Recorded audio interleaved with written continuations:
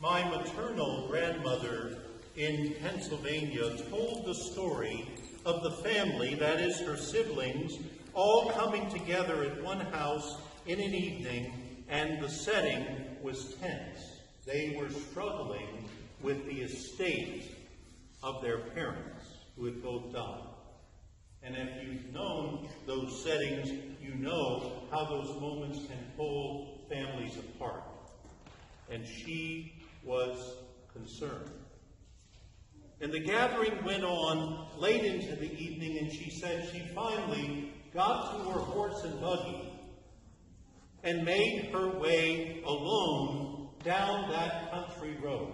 And it happened that that small road passed the farmhouse in question. It's high up on the side of the hill. And she said, I rounded the corner and looked, and I was taken back. The house was ablaze with light. And she quickly added, this was before electricity, making the scene even more striking, light pouring out of every window. And she said, I went right back to the buggy and turned it around and made my way back to where the family was gathered. And she said, it's a sign. It's a sign that we're not to fight with one another, but to find our way forward together. My Nana was a good, solid Lutheran. But I have, in addition to this story, other times where I can see her mystical side. And I would say over the years that the story has circulated, I found myself thinking she's saying it was a sign from God. It was a sign from God about their path forward. And since I've lived with the story now for decades, I can go back to Scripture and say, are there moments when the sign comes in terms of light? Yes. Think of Abraham, called on a long journey by God. Just God taking him out in the night sky and showing him the light from the stars and saying, if you travel with me, your offspring will be as numerous as the lights in the stars. How about Moses? Moses seeing what? We call it a theophany. God, in what form?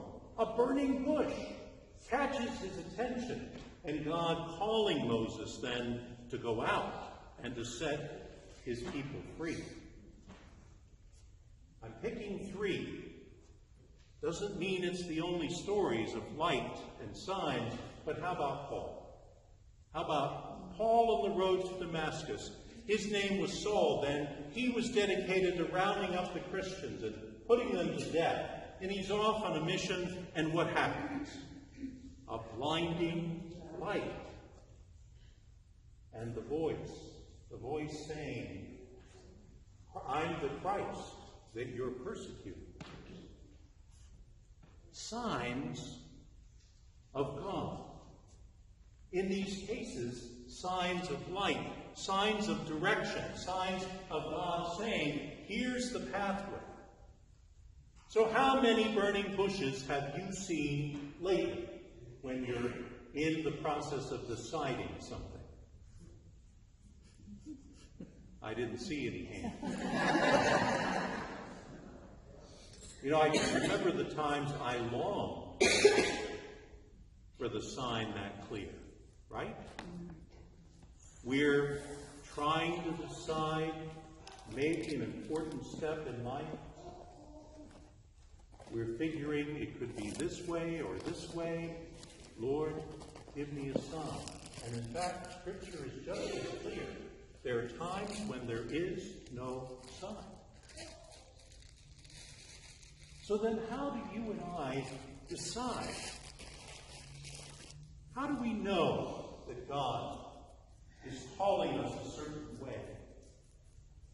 I think about the mystery of that, and that we should hold the mystery of those moments. I remember the professor at Yale who said to us, yes, it's like a phone call in the middle of the night. It wakes you up. And then you're deciding, am I going to answer this? But then he said, how do you know it's God on the other end and not somebody else? Or the ancient teaching about a crossroads.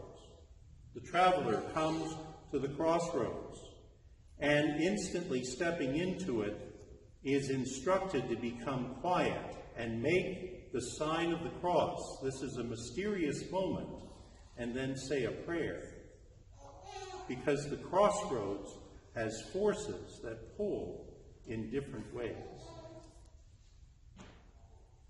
Today's sermon is about discernment.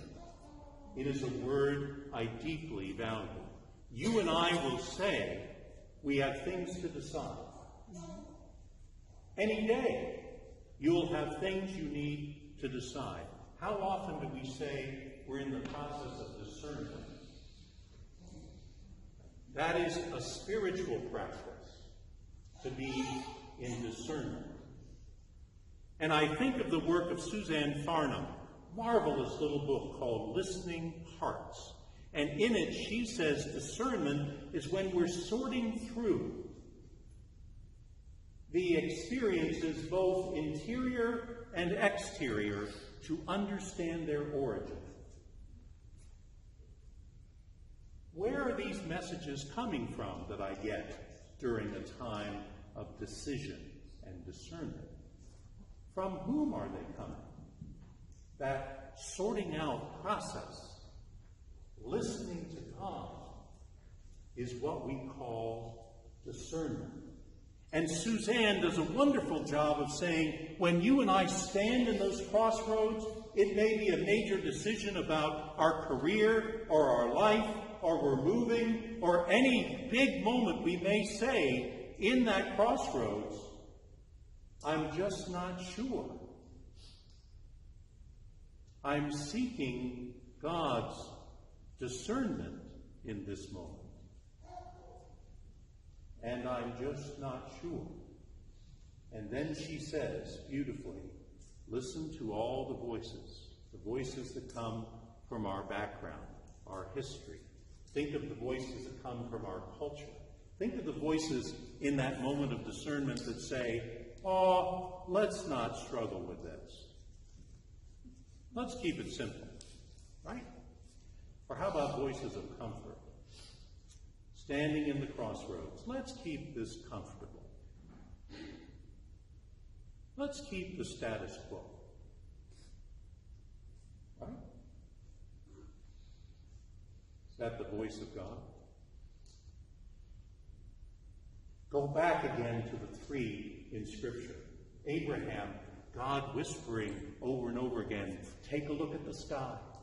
That's what your offspring will be, that numerous. By that basis, Abraham keeps walking in faith. How about Moses? God is saying, come, set my people free. They're suffering under Pharaoh. What does Moses say? You remember? No. Moses says no, over and over and over again. What is it, then, that changes Moses' spirit? And he says yes. I think it's that God says, I'll be with you in this. And how about Saul and the blinding light? Do you remember what happens next? Mm-hmm. He's blind. Saul is struck down by the blinding light, taken to Damascus and attended to, but he's blind. For how long? Thank you. Now let's think biblical story. So Saul is there, blinded by the light for 3 days. Does that remind you of someone else? Jesus in the tomb for how many days? 3. To me, that's a sign about discernment. There are times in discernment when we're going to be in the tomb. and were called back out. I remember standing in a private school in Louisville, Kentucky. And by the way, Pam's taken me to Kentucky enough that I know how to pronounce the name of the town now. Louisville. Is that close? So Pam and I were in Louisville because I was interviewing at a parish there. So it was a discernment process. And as a part of the conversation, we went to this wonderful school. Our kids were young. And it was a brilliant move because I'm moving around the school. I could see my kids there, right? We're talking about the 1990s. So we're moving through the school, and we walk up to a librarian who's catching the story, seeing Pam and seeing me. Oh, you're being courted by this church. Oh, yeah, I know that parish. And she's talking, and she's doing some paperwork, and then she looks right into my eyes. And she said, "Where do you live?" I said, "We live in Florida." She looked right back at me, and she said, "Who would want to leave Florida?"